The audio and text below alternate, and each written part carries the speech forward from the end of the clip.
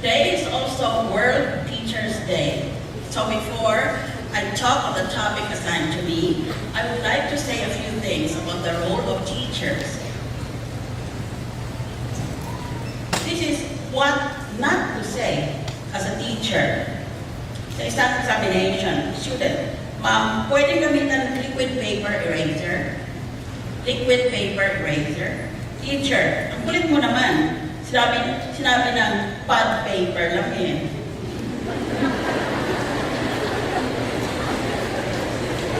Pagkatapos ng examination, teacher, oh, time is up. 1, 2, 3. Count your papers to me.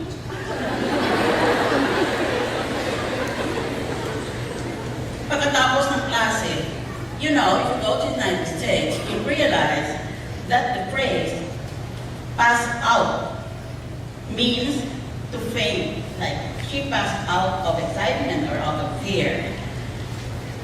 Here in the Philippines, if you're a teacher, you should not tell your students, okay class, it is time to go home. Form a line and pass out slowly.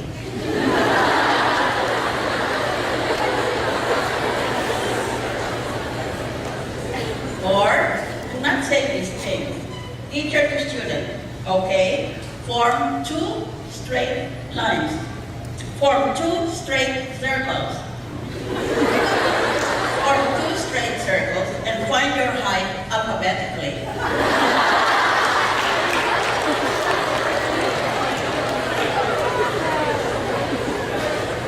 Saka, mag-ingat tayo because sometimes we're the wrong word usage. Mali ang salita sa English.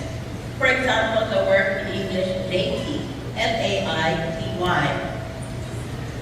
We all know that laity means the parishioners of a Catholic church, in contradistinction to the religious, the parish priest, and the other members of the religious community. Ngayon, pag nabihan ka use the word laity in a sentence, you should not say, hometown Imelda Marcos ang laity.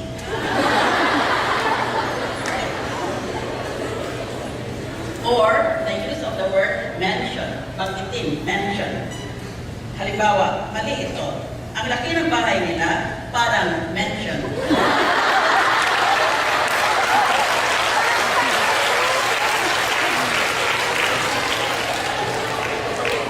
Punctuation. Punctuation. Period, comma, semicolon. Punctuation. Sabi ng isang bata, Daddy, pasukan ko na next week. Ano po ng punctuation?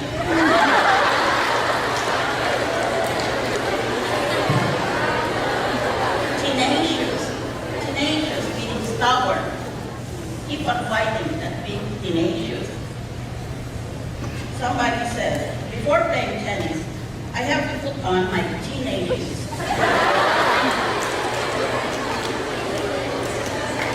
The use of the word curtain and kitchen. Aray, wag mo pong curtain.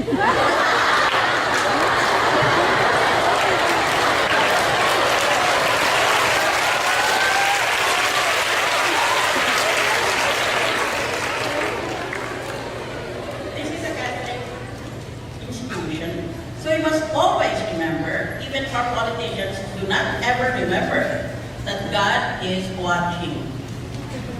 The children were lined up in the cafeteria of a Catholic elementary school for lunch. At the head of the table was a large pile of bananas.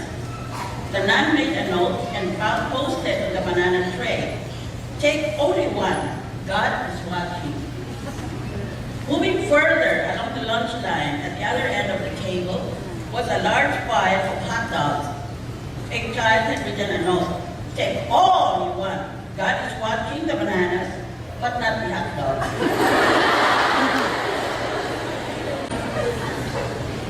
Oh, translation of song titles. Nung panahon pa itong mga ito, merong song hit na Hey Jude. Hey Jude is the name of song. Translation Tagalog, Hoy, Judas.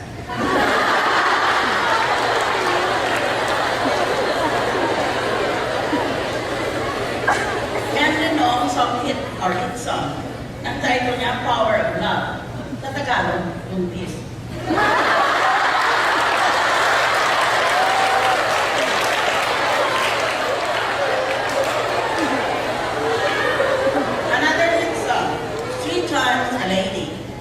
Hanggang ngayon, kinakanta pa yan eh.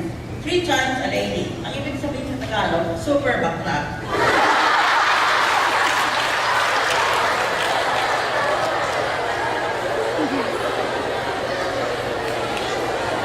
Another hit song, More Than a Woman. More Than a Woman. In Tagalog, Tibo.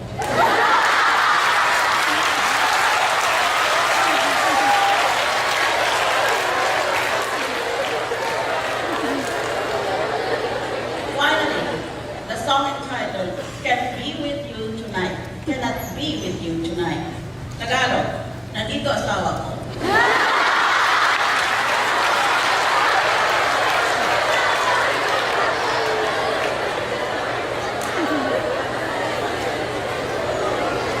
And then, here is a series of final examination questions that can help you. Ang fire exit ba ay labasan ng apoy?